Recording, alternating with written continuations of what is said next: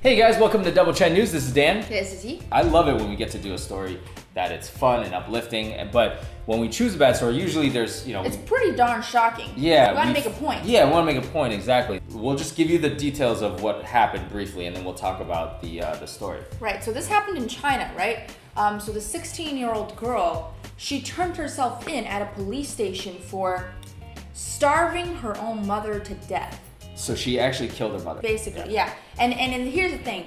It's more complicated than just that. Right. So apparently this girl, she was either addicted to the internet or something like that. Right. Her parents forcibly took her to this correction facility that's aimed at correcting teen behavior, specifically internet addiction. It's supposed to kick your internet addiction. And so this facility is a very gruesome place. They basically abuse the children. I do not doubt that a correctional facility institution is going to be strict, harsh, even abusive. And we're not talking bordering abusive, like actual physical harm. Physical harm. Yeah. Somebody died last year from being in one of these things. Yeah. So this girl, I guess, to retaliate to the fact that her parents sent her here, and she's reportedly that they sent her there forcibly. So she bound her mom onto a chair and refused to feed her and demanded release. So give me money or I won't release my mom. Basically that's what's happening. The details are a little hazy, like how did she get out? Like she might have been let out or something like that. She served her time. Exactly. But then she still wants to retaliate. Well, yeah. So that's the part where it gets, like you said, it gets deeper than that. And there's several issues that we probably want to address. First of all, she not only killed her mom, she is dead as a result of this.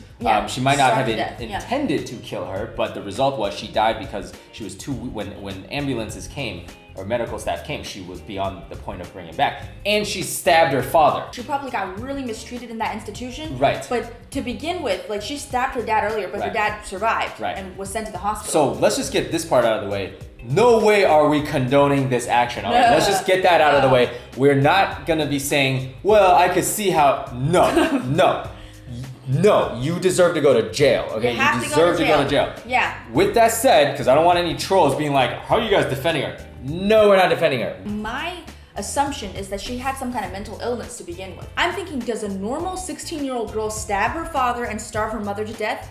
No. Okay. And she obviously had some kind of syndrome where she was either addicted to the internet or some other thing. That's why she was sent there in the first place. And those institutions, a lot of times, they don't correct those mental issues. They just exacerbate it out of you. And they exacerbate it. Right. Americans have addiction, alcohol, other stuff, drugs, alcohol addiction. In China, in Asia, not just China, but video game addiction is a serious thing. People die from it. People die from it. These correctional institutions, no doubt in my mind, these are institutions where they're committing heinous acts upon people. You go to a Chinese school when you're young, the teachers will beat you, literally physically harm you. I mean, you've seen it on the internet. Go on Google right now, type in teacher-kid violence, whatever. You will see videos of 3-year-olds literally it's heartbreaking, but it happens, okay? Because it's completely a normal thing. Here's the thing. It's always like the teacher beats you because she or he wants you to be good. And that's just kind of accepted. The parents are okay with the teachers beating the kids because basically when they hand their children over to them, often it's a boarding school or it's a school where you don't see your parents that often, or you're there with the teachers for most of the day. The teacher is taking on the role of the parent, so they're allowed to beat you in order to make you good. So that's why for these institutions, it's the same kind of mentality. Exactly. It's to beat you because we want to kick your addiction. But is that method reliable and is it effective? No, of course Probably not. Most likely not. Yeah, most likely not. Especially so this institution, it's now behind closed doors. It's not like you got cameras in there, so anything goes. I could see from the parents' perspective that they are like, yo, my child is being led down a really bad path. She has no self-control. I don't want to see her ruin her life. So here's the thing, in China, they call these institutions, and the parents have no idea how bad these institutions are. They only hear stories. This girl, I think I read that the way she got picked up was people jumped out of a car and kidnapped her. It's forcibly taking her there. I mean, that is traumatizing at first. To begin with. Then you find out that, my parents hired these people. So traumatic experience becomes times to the nth degree. In the West, let's say you have drug alcohol addiction, what happens usually first, your family has an intervention with you. It's based on love, not force.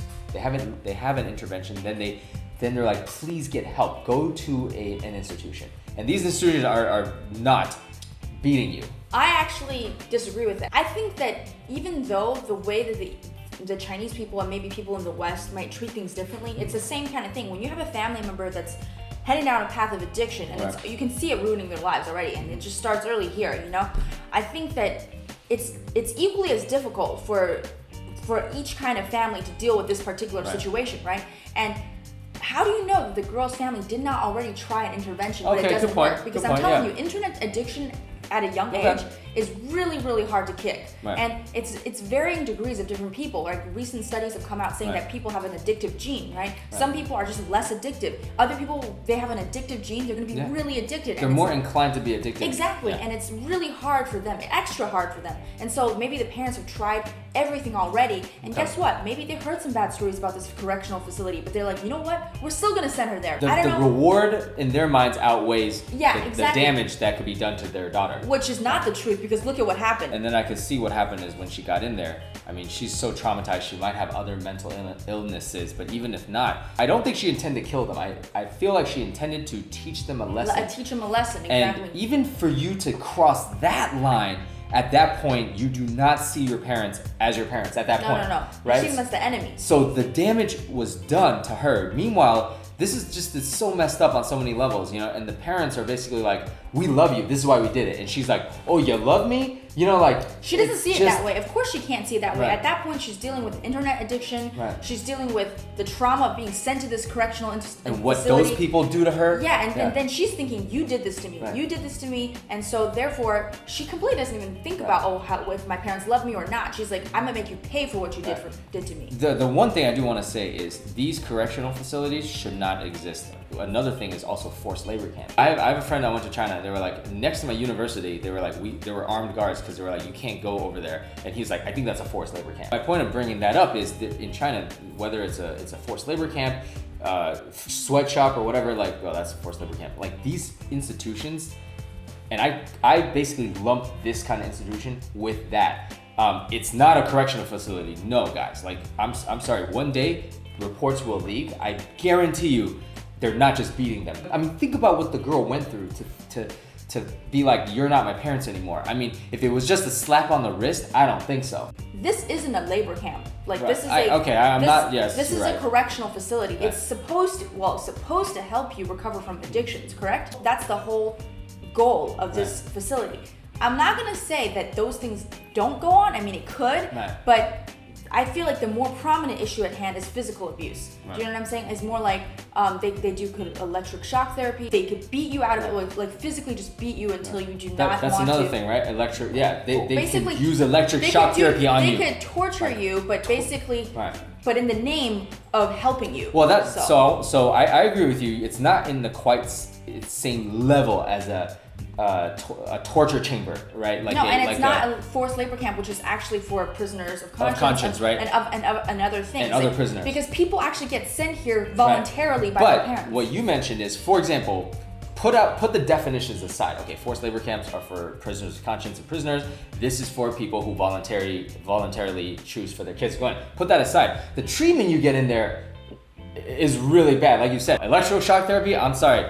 You're not putting a baton to my kid. I don't care if they're addicted to alcohol. You are not tasing my kid. This kind of institution, like whatever they do in there is definitely not correct. And you know what's funny? That this similar kind of institutions existed in the United States just like in a couple decades ago when people couldn't figure out how to properly treat we still haven't figured out how to properly treat mental illnesses, and you still see people getting sent to institutions and actually having the problem institutions, yes, have it get worse, But then back in the day, there were actual institutions similar to this one where they don't know how to treat these illnesses, so they actually they beat you, and then they give you shock therapy, they give you lobotomies, like all these things that people were like, oh, now decades later, people are like, oh, we shouldn't have done that. Well, you don't say.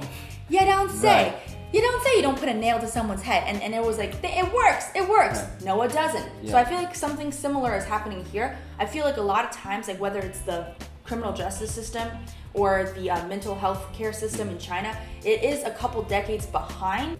that's not only not going to cure the patients, it probably will make situations worse. Right. And in this case, I feel like this girl just kind of broke. Exactly. And of course, again, not condoning what this girl did. Of course not. It's horrible. She should go to jail. She should be punished. But the fact that it had to get to this point where she felt so, I don't know, traumatized to the point where she could actually commit this crime, and it wasn't like, I don't think she was a mentally unstable person. I think she was a normal kid that was addicted to video games, and then the parents tried, but it didn't work, and then they kept pushing the point to the point where the girl snapped. Yeah, okay. And you know what's funny though, like just to bring up a side point about video game addiction, like you hear these stories where the kids will beat their grandparents or trick their grandparents like to get money to buy video games. It's like any addiction. To begin with, like they're already in this state where they don't think about their family anymore. No, your addiction is addiction. It hurts everyone around you. It hurts you. Like you said, people have gotten try to get money, then they go play the game. That's the same thing, right? From a young age, at least, I know too. If someone is suffering from this, we try to say, please go get help. So if anybody's suffering from this, or please get help in the right way. Not just throw your kid into a mental institution or throw them into this kind of institution. I'm sure there are better ways. Here's the number one way: love. Literally, I'm not saying the parents didn't love her, because in their minds they loved her, but in this case, pure love. Get as many people together to make sure that person knows how much they're being loved and that their actions are affecting them and the family. So yeah, I do agree, because it's never 100% that you're going to help them kick their addiction, because nothing is 100%. Right. But without love and support, you're probably just not going to get results. So you rather give that to the person and then hope for the best. But if you don't and you try force, that definitely won't work. That's why we want to talk about this, because we don't want just people to be like, things in China are so messed up, look at her. That's not what we're trying to do. But this stuff does happen in China a lot, because there are these institutions, because of whatever the culture has been for the last 50, 60 years. We wanted to shed some light into what we think. And I feel like, it could change in the coming decades. Similar kinds of institutions exist in the United States just a couple decades ago. Exactly. So I'm thinking at some point people will realize, and especially people will start coming out and saying, wait a second, that didn't work, that seems inhumane, Look, when you shine a microscope on these issues, for example, just last year or the year before, finally China admitted that they were taking organs from prisoners of conscience, okay? They won't admit who they take them from really, but they admitted it out in the open, and they were like, we're not gonna do that anymore.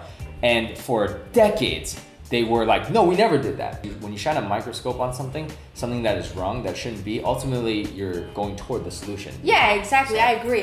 The first step of solving an issue is to admit that there is an issue, right? Exactly. So, we can't just sweep things under the rug and be like, oh, this is such an ugly issue, let's not talk about it, because it's so hard to hear. Things like this should never, ever, ever happen. No. Ever happen. So that's what we'll end on. Thanks so much, guys. Let us know what you think of this story. Thank you so much. Bye-bye.